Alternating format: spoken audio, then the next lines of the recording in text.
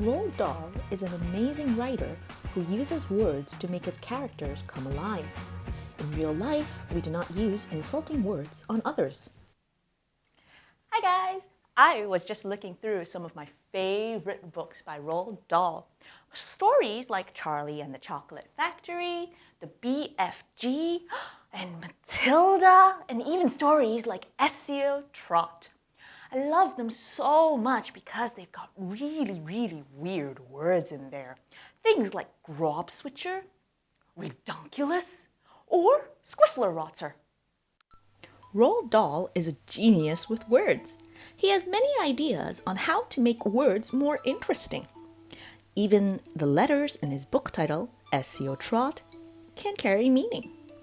If you take all the letters and rearrange it from the back to the front, it would spell tortoise. And it's perfect for his story because SEO Trot is about a tortoise. You can learn more on how to be rude backwards the SEO Trot way by taking a look in ta-da! Roald Dahl's Rotsome and Repulsant Words. This book has a trove of information for us to make up rotsome and repulsant words.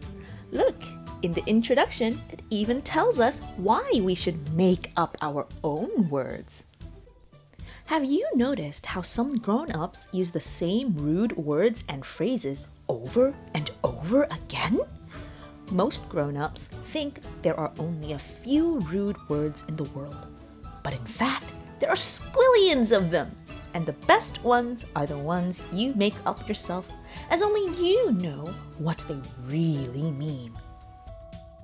The book even teaches you how to make up new words like a giant, simply by putting the beginning of a giant rude word with the end of a different giant rude word. You can make a word that no human being has ever heard of before. Oh, and human being is the way giants called human beings in the BFG. We make up rude words to insult other people without letting them know. One of the characters in Roald Dahl's book is really good at doing this, and that's Miss Trunchbull from the story Matilda. We can learn how to insult like Miss Trunchbull. Let's take a look. You can join us and download the activity sheet through the link. Trunchbull technique number 1.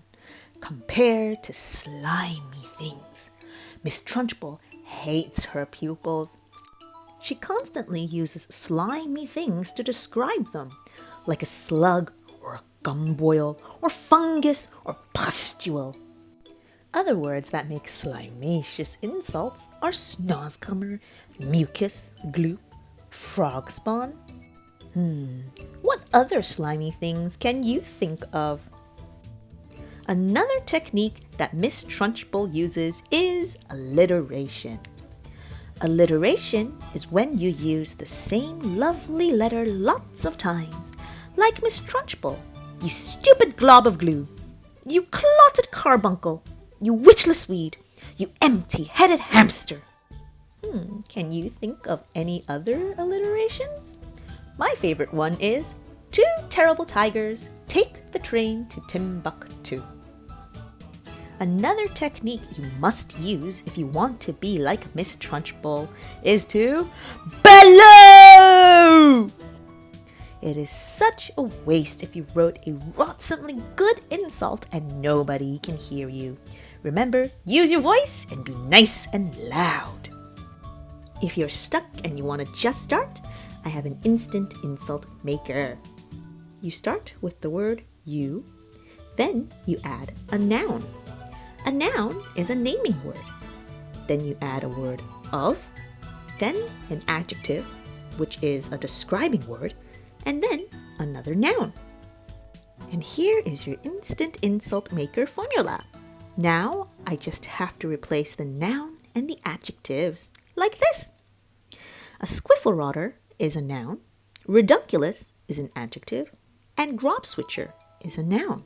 So my insult is, you squiffle-rotter of redunculous grobswitcher.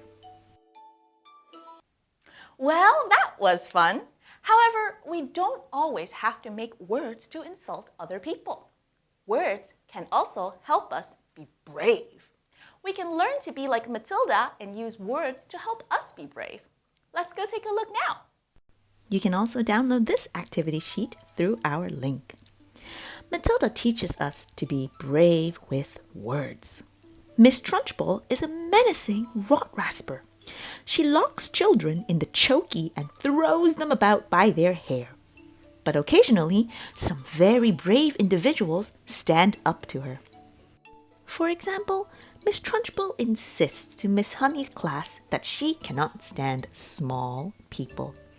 But an extremely brave little boy asks her, "But surely you were a small person once, Miss Trunchbull, weren't you?"